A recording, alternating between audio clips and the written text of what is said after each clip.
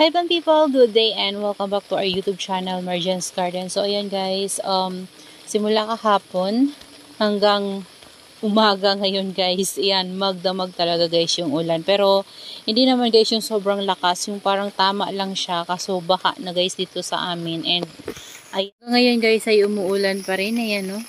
Ayan, pero hindi malakas, hindi kagaya nakaraan na malakas yung ulan tsaka yung hangin. So safe na safe yung ating mga halaman dito sa loob ng ating garden kasi hindi malakas yung ulan at yung hangin. So, ganyan lang siya guys. Pero, grabe. O, tingnan nyo guys yung ano dyan, matubig na siya. Kasi, magdamag talaga guys yung ulan. So, for today's video guys, ay gagawin ko yung request ni Ma'am Sheila Marie Endagoy. So, ang sabi niya kasi guys ay gumawa daw ako ng tutorial kung paano gawin yung DIY macrame ko, yung gamit yung PC na maliliit guys, para maayos din daw niya yung garden niya. So, ayan. So, gagawa tayo ng tutorial kung paano natin yun guys ginawa, para if ever na gusto nyo ring malaman kung paano at gusto nyo ring gawin sa inyong garden guys, ay sundan nyo lang itong ating gagawing tutorial kung paano siya gawin. So, let's start. So, ito guys, yung gamit kong PC. Ayan, nabili to guys ng asawa ko dun sa kanila sa Capiz. And then, dinala niya dito sa akin. Kasi before, nakabili na ako nito. Ginamit ko sa mga orchids ko naman yun guys. Yung pinagamitan ko nito dati kasi yun yung collection ko. So, nung nakauwi siya guys, ay nagpabili ako ulit nito kasi yun nga, naisip ko na gamitin ko dito sa ating mga succulents para panghang, para matibay siya guys. Kasi yung mga gamit kasi natin dito guys is yung mga plastic na hook. So kasama yun sa pot nung nabili natin. So mabilis siya guys mabulok and mabilis din siyang maputol. Yan, lalo na naiinitan sila, tas nababasa, naiinitan. So nabubulok talaga sila guys. So lumalambot yung plastic. So ito, safe na safe yung ating mga plants. So, ayan guys, ang ginagawa ko lang naman, yan, hanapin natin yung dulo. So, ayan guys, nag-ano na muna ako ng, ng PC na to. Yan kasi mahirap siya guys kapag tanggalin mo dito. Kasi kapag ito, nagkamali ka ng pagtanggal, nagugusot siya. So, kapag nagusot siya, lalo kang mahihirapan na ayusin siya. Ayan, so nagbubuhol-buhol siya. So, ang gagawin natin ngayon guys ay ganito. Dito, may pako ako dito. Yan. Yung sabitan natin ng halaman. So, ginagawa ko, ginaganyan ko siya, guys. Tapos, tatansyahin nyo lang, guys, kung gaano kahaba yung gusto nyo ng macrame nyo. So, ganun yung ginawa ko. Tinansya ko lang, hindi ako nagsukat. So, tinansya ko lang siya kung gaano kahaba yung gusto ko. So, ayoko naman kasi, guys, ng sobrang haba. Kaya, ang ginawa ko ay tama lang. Ayan, ganito lang guys. So, magbibigay din kayo guys ng allowance. Ayan. Ganito. Magbibigay kayo guys ng allowance para kapag nagbuhol kayo, hindi siya sobrang maikli. Kasi kapag hindi kayo guys nagbigay ng allowance, kapag binuhol nyo yan guys, sobrang ikli talaga yan. So, ayan guys, nahirapan ako kasi ako lang yung nag-aano ng camera din. So, ganyan. 'Di ba kapag naganyan nyo na yan siya, yan, kung gaano kahaba yung gusto nyo, uulitin nyo lang yan guys. Mga 3 ganito. Yan, 3 roll yung kailangan nyo. Ayan, kapag na-roll nyo na yan guys ng 3 na ganito, puputulin nyo na yan siya. Puputulin nyo na yan siya guys. Yan dito. Puputulin nyo siya dito. Yan. Tapos, itong dito guys, puputulin nyo din yan. Dito sa dulo. So, 3 roll yan guys ha. Yan, putulin nyo din yan. Tapos, saka kayo guys magtatali dito sa taas. Ayan, yung parang hook niya guys, dito. Dito sa taas na to. Ayan, dito. Itatali nyo yan guys, dito sa itong taas na to guys. Ayan, saka kayo guys magtatali dito sa taas na to. Yan. I-roll nyo lang ganyan. Tapos taliin nyo ng ganyan. Yan, para kapag nagano kayo guys, ipantay-pantay yung baba ng dulo nito. Yan. Yan. Tapos doon na kayo guys magsisimula tali-tali kada ano nila guys, kada ito. Yan. Kada katawan. Ayan. So, ganito yung gagawin nyo. Yan. Kuha kayo ng dalawa. Ayan. Tapos, tataliin nyo ng ganyan.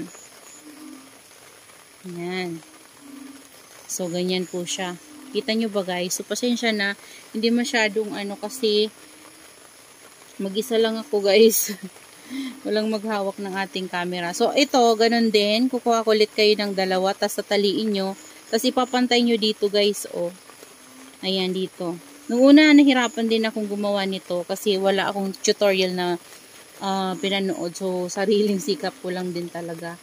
Ayan. So, nung natutunan ko na kung paano, nung nakuha ko na guys, yun, na ano na din. Mabilis na lang din siya. So, ayan. Dapat pantay guys ha. Yung pantay yung buhol nyo. Kasi ito naman sa isang ito, ganun din yung gagawin nyo guys. Bubuhulin nyo lang yan. Yan. So, kapag hindi nyo mapantay, uusog nyo lang yung ano bago nyo hihigpitan. Ayan, dapat pantay-pantay sila para kapag nilagay nyo na yung pot nyo, ano, dito talaga nakaano yung bunganga. Ayan. And then, ano, balance din sila guys kapag pantay-pantay. So, kita nyo ba guys? Yan siya. Ayusin natin yung ating camera. Yan. Tapos, dito naman guys, 'di ba itong dalawang buhol na to, yan, ito, tapos ito. Yan, mayroon tayo ditong dalawang buhol. So, kukuhanin nyo yung dalawa naman dito guys. Ayan o. Yan. Kuhanin nyo yung dalawa, tapos sila naman yung pagbubuhulin nyo. Dito na sa baba guys ha. Dito sa baba. Yan, ibaba natin yung camera para makita nyo. Ayan, dito sa baba. Yan, dito sa baba guys, ayan o. Ito yung buhol natin sa taas. Tapos kinuha natin yung dalawa, ibubuhol nyo to dito sa baba. Yan.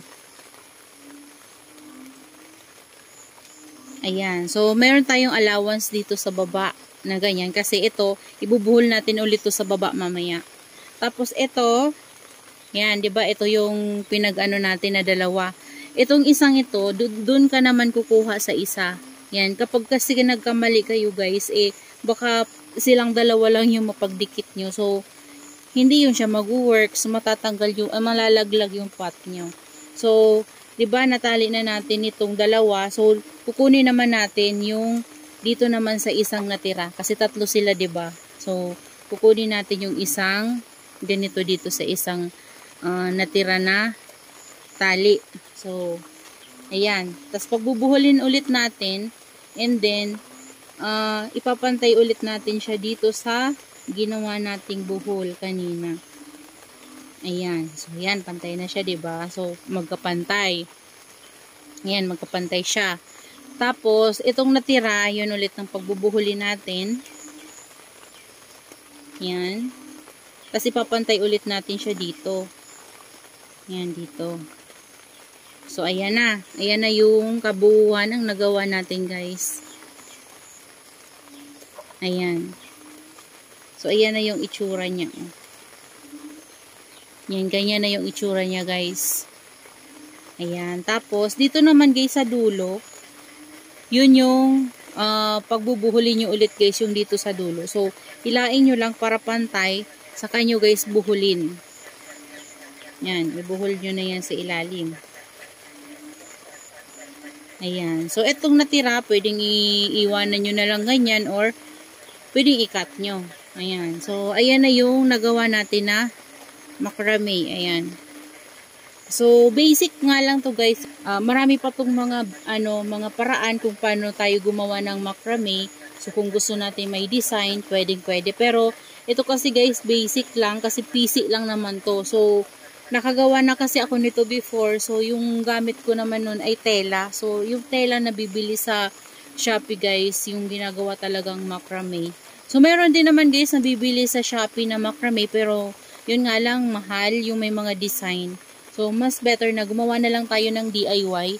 Kasi etong PC kasi guys, hindi siya nangingitim. So, yung tela kasi guys, kapag nababasa siya, nangingitim siya. So, kapag tumagal, pangit na. So, yung akin nga guys, wala na. Kasi, buhay pa naman siya. Kaso lang, syempre, sa katagalan, na ano din, parang ano din yun guys, yung pot na plastic, sa katagalan nun, lumalambot din yung tela. So, kasi kapag nababasa sila sa maiinitan, so, yun, sa katagalan, nasisira din. So, ito, matagal talaga to kasi PC siya. So, ayan na siya guys. So, try natin lagyan ng pot para makita nyo yung kabuuhan ng nagawa natin. Yan, kunyari, ito yung ilalagay natin guys. Yan, ito yung ating variegated flapjack. So, dito nyo siya i-shoot. Yan, dito sa taas. So, kapag nilagay nyo yan siya, ganyan, ayan na yung kabuuhan ng natin. Nagawa natin na macrame. Ayan. So, ayan na siya. So, ayan na siya guys. Ayan na yung kabuuhan ng nagawa natin na macrame. So, yung dito, pwede nyong tanggalin, pwede nyong putulin, or pwede nyong stay na lang guys, para if ever na gusto nyong habaan or mas paanuhan pa, ibababa nyo lang to. Ayan. Ibababa nyo lang yung buhol nyo dito. So, masahaba yung ating macrame.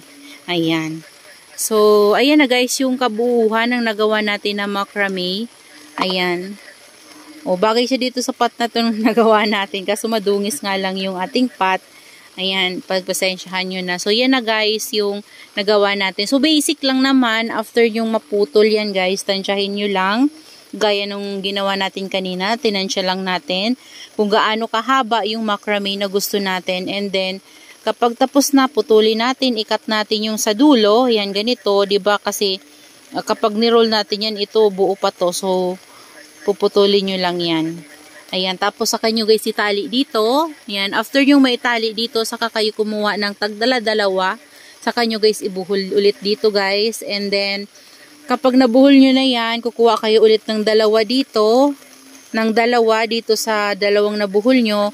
Saka nyo ibuhol ulit. Tapos after nyo mabuhol yan, dito naman kayo guys kukuha itong isang ito. Tapos dito sa natira natin na isang PC. Yan. Buhol nyo ulit. Tapos yung natira, buhol nyo ulit dito. Tapos, saka nyo ibuhol sa pinakailalim. So, ganun lang guys. Basic lang naman itong ginawa natin na macrame. So, pagpasensyahan nyo na kung hindi gaanong maayos yung ating video. Kasi mag-isa lang tayo guys. Wala tayo ditong taga-hawak ng camera. Kaya, mag-isa lang talaga tayo. So, inano ko lang siya guys dito sa natin, sa stand natin dito kasi walang maghahawak and hindi ko rin siya mahawakan kasi nagano tayo ng natin ng PC. So yun lang po ma'am, Ma'am Sheila. So ganun lang po yung ginawa ko. So sana ay nasundan mo. So kung hindi mo po nakuha, yan i-PM mo lang po ako and itatry kong isulat na lang. Ayan, i-type na lang sa ating comment section kung paano siya ginawa. Yan, baka sakaling doon makuha nyo ng maayos, 'di ba? So, ayun, matulungan kita.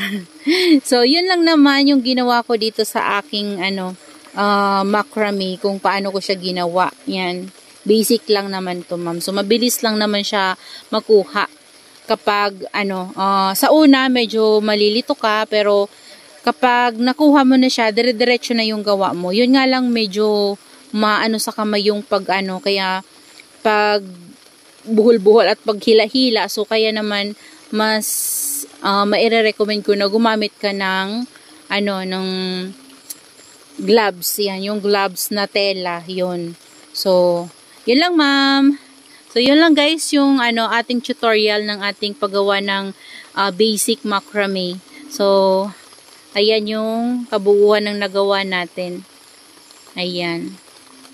So that's all for today's video guys, and I hope you enjoy watching and see you on my next vlog. Happy gardening everyone. Bye-bye. Shoutout po pala kay Ma'am Mary Jean Ramos na laging nanonood sa atin, si Sis Babylina Sarita. and Mama Donna TV, Sir Ernesto Gutlay, and then kay Fix and Review, Sis Jamaica, hi sis, mega love shout out. So, ayan, friend natin yan sa mga succulent lover. Ayan, and then mega love shout out din kay Sis Vivian. Ayan, may din yan guys, may YouTube channel. At kay Grow with Lynn, ayan, mega love shout out. So, yun lang guys, sa lahat ng ating mga viewers, silent viewers, lahat ng nanonood sa ating YouTube channel, sa laging nag-aabang ng ating mga videos. Thank you so much po sa inyong suporta. Ayan, na-appreciate ko po yan lahat. So, kung napanood nyo po itong ating video, paki-like naman po at mag-iwan ng comment sa ating comment section. Ayan, maraming salamat. See you on my next vlog guys. Bye-bye!